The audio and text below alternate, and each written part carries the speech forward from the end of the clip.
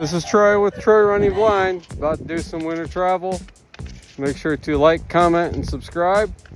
And remember that what you're seeing is with a person who's experienced and has really good training. So this video is not a substitution for good training. All right, let's get with it. All right, here we go. This is Troy at Troy Running Blind, and it's our first major snowfall here in the area. So several schools canceled and delayed. So, but I wanted to do a video. I'm walking to the gym this morning and wanted to do a video, kind of show some travel and what it's like. So when you have this much snow, obviously we're not using the traditional techniques, tap slide techniques. It's just not possible. This one, you're actually gripping your cane much more tight, and you're actually having to do more of a stabbing motion. In this case, it's much more deliberate. You have to be much more deliberate and grip your cane in order to know what's underneath the snow. So there's the curve. Still important to keep in step. And still important to cover your body. So it's just going to slow you down because of the amount of snow. And, eventually your hand will start to tire out.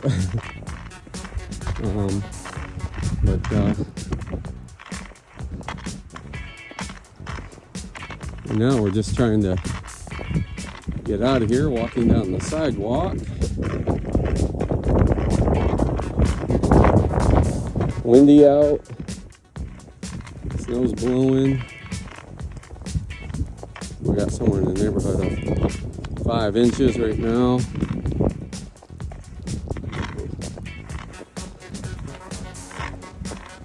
So I want to make sure I'm feeling that sidewalk under here. That's what I'm doing. There's the curve. Okay, so we are at the end. Oh, okay.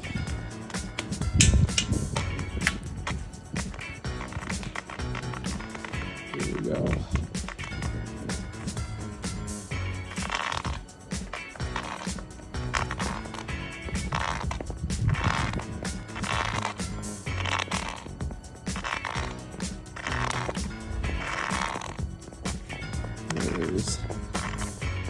There's a shoreline there that I'm looking for.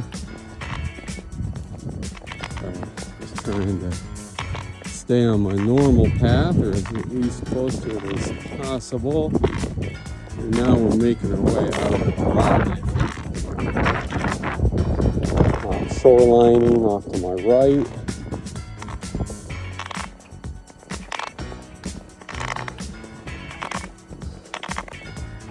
So as you're out traveling in this, whoa, tree branch sticking out there.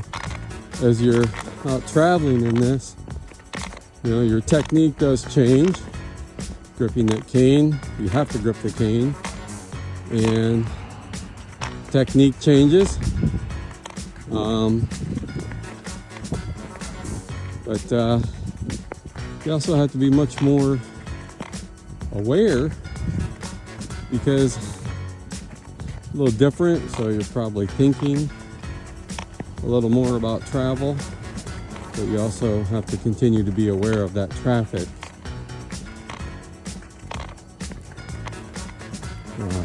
along with thinking about traveling and being safe. So okay, So this is much more clear here. I'm gonna go ahead and cross this drive.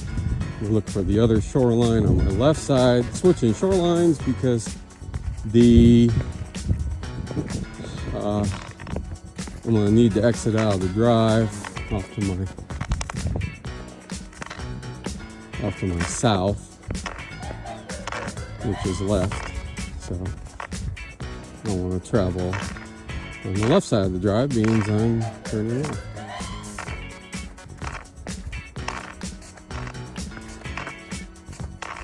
Alright.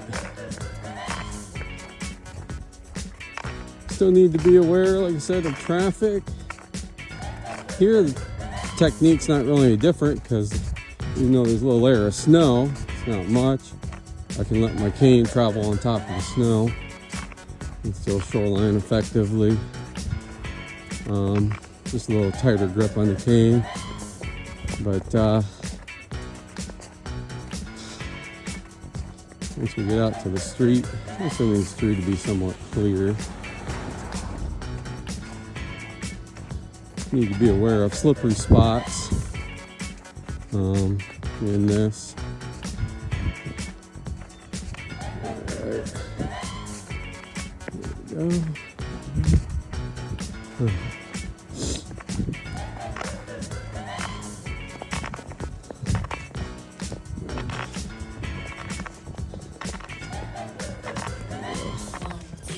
Snow is drifting there, so I'm having to use a little more force in order to maintain my shoreline.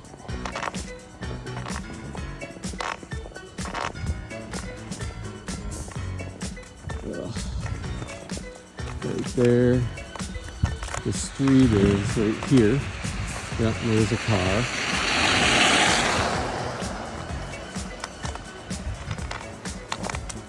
All right. Extremely important means we have to shoreline in the street because there is no sidewalk. Extremely important to always be aware of where you are at. If you're uncertain, you gotta stop and evaluate where you're at. But highly important to be aware of where you are at all times and not to be drifting away from your shoreline. Those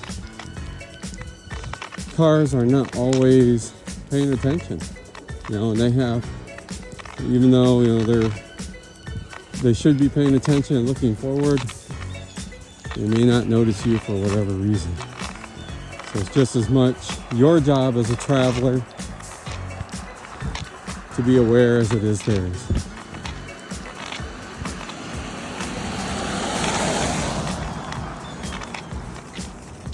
So, and in conditions like this, if you have a car coming towards you and you hear one coming in back of you, it's best just to step off to the side onto the curb.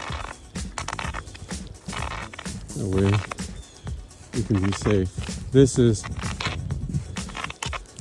definitely more tough as far as maintaining where you're at, because of you are literally having to grip that cane extremely tight in order to hold on to it, which really tires out your hand. Like, I can still sense, obviously the curb, I can hear it there. But like when we just came across that drive back there a little bit ago, I was able to feel the seam even with the snow. Some of that comes with experience, and of course the other is just maintaining awareness, being able to process information from different sources, such as what your cane's feeling, as well as listening to what that traffic's doing. And like I said, a lot of that comes with experience. The more you do it, the easier it gets. So this is really good practice. This is just a fact of life. You know, when you live in the Midwest, Northeast, that you have to know how to travel in snow.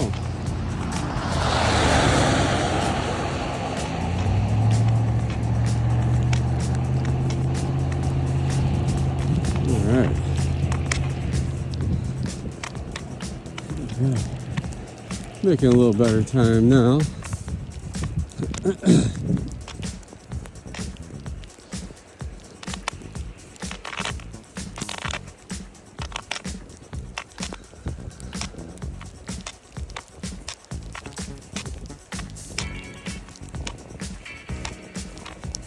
All right, making good time.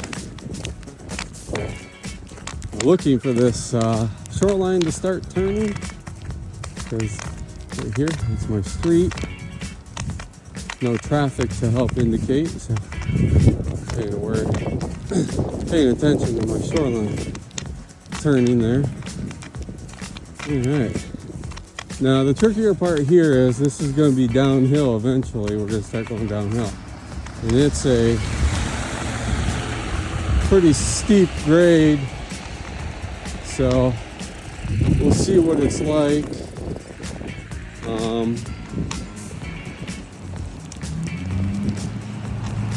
But definitely gonna need to be careful.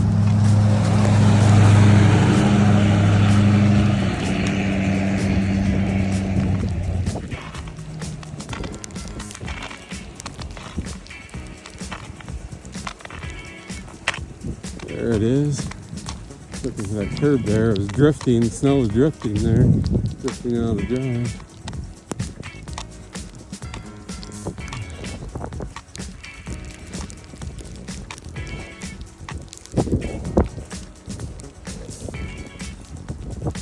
Okay.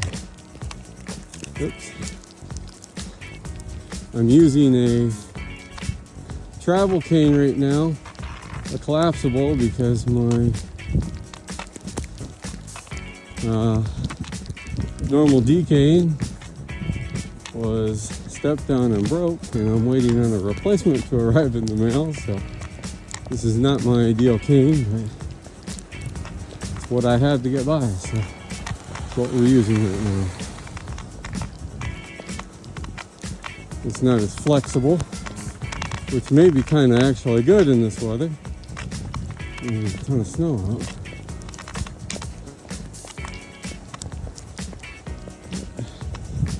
We're going to be going downhill very soon. Yeah, right there. Okay, I feel the grade starting to go down. So just going to need to be aware and be careful. Walking downhill and something like this, usually better to walk in a little pile of snow. That way you have some traction. So we'll attempt to do. We got to be on the side anyway, so shorelining, so not expecting it to be slippery at all, just because of the light fluffy snow. Oh, there's a tree branch sticking out.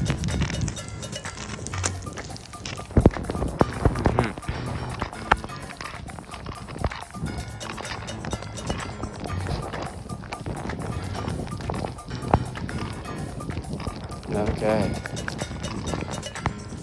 Oh, this is one of the things when you have a travel cane like this. Sometimes it wants to collapse.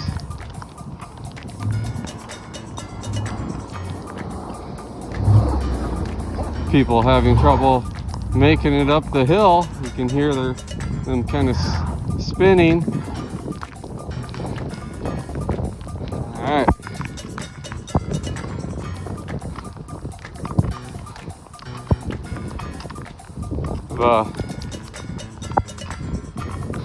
Really cool story about a roommate of mine and I when we were in training together in Iowa. It was during the winter, and the Des Moines area had set a record for the most snowfall, and I believe it was a 12-hour period. We had, oh my gosh, probably somewhere in the neighborhood of 12 to 18 inches of snow. It was a lot, and the city was having to haul snow out of the city. There was so much of it, and we still had training that day. After training, we decided to walk to a grocery store, which was about maybe 3/4 of a mile away, and normally a pretty easy walk, but we got out, we suited up, or bundled up like we were in the Arctic, and we headed out, and no sidewalks were cleared, and no streets, very few cars out, and we walked to the grocery store that day. It took us probably in the neighborhood of a good 45 minutes to an hour. Normally that trip would have taken us in the neighborhood of 10 minutes. But we were having to use the same techniques that I'm using now, which is you're really having to grip your cane tighter. And when you're walking in a bunch of snow, now right now I'm not having to because the street's somewhat cleared here, but when you're walking through a bunch of snow, you're having to use more of a stabbing motion, which means you're constantly lifting your cane. It's going to slow you down, and also you just need to be much more aware of what your cane's feeling underneath all that snow. Alright. Cane keeps wanting to collapse. It doesn't want to stay out. I think it's because of the cold and wetness.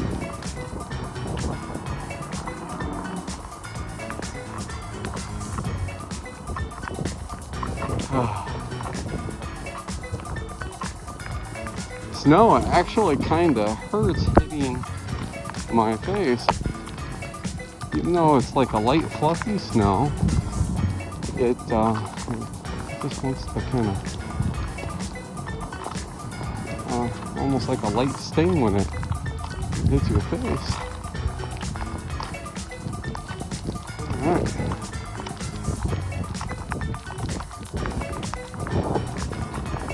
This is some of the fun parts of travel, is traveling in things that maybe you don't normally travel in. When I was teaching in Phoenix, and when it would rain there, it would rain really hard, and getting out traveling in that, because totally different experience when you're traveling in weather like that. Traveling in hard rain like that, your rain amplifies sound. But when it's raining really hard like that, it can also make it hard to hear. So, there goes my cane again. Let me get it stretched out here. Okay. There we go. So, boy, yeah, that's really stinging against my face. Oh.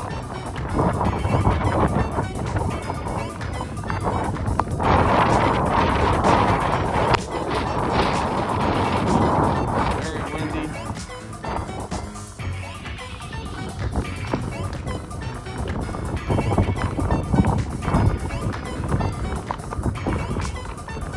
But this stuff, kind of fun to travel in. This is the first major snowfall we've had here. So kind of fun to go out and put your skills to use. Challenge yourself.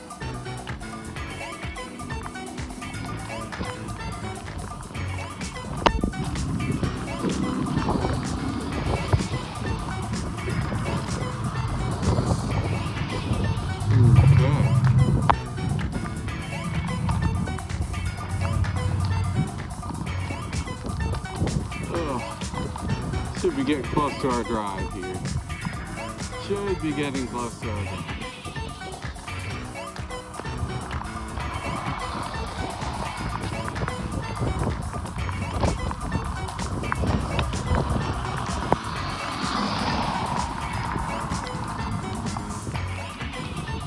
What?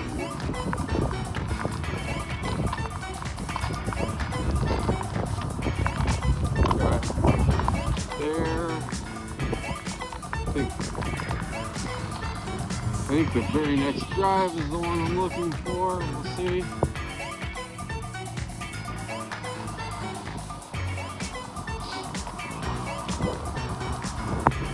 Alright.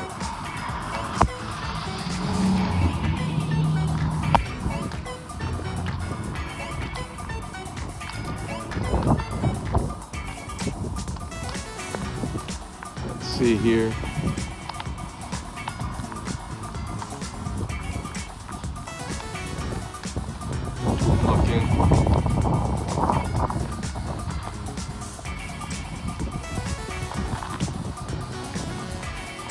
Okay.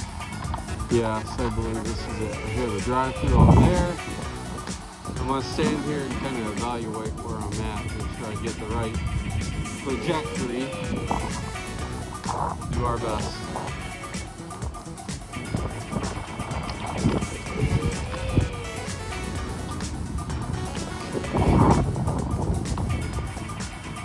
Listening.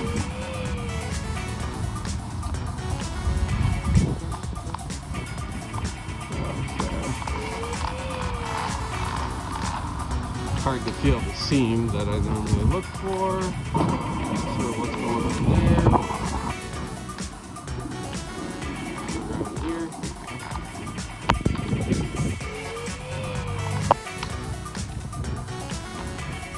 Let's come up this way. Okay. I think I'm on the outside of where I want to be. There we go. Alright, so we did make it. This should be the sliding door.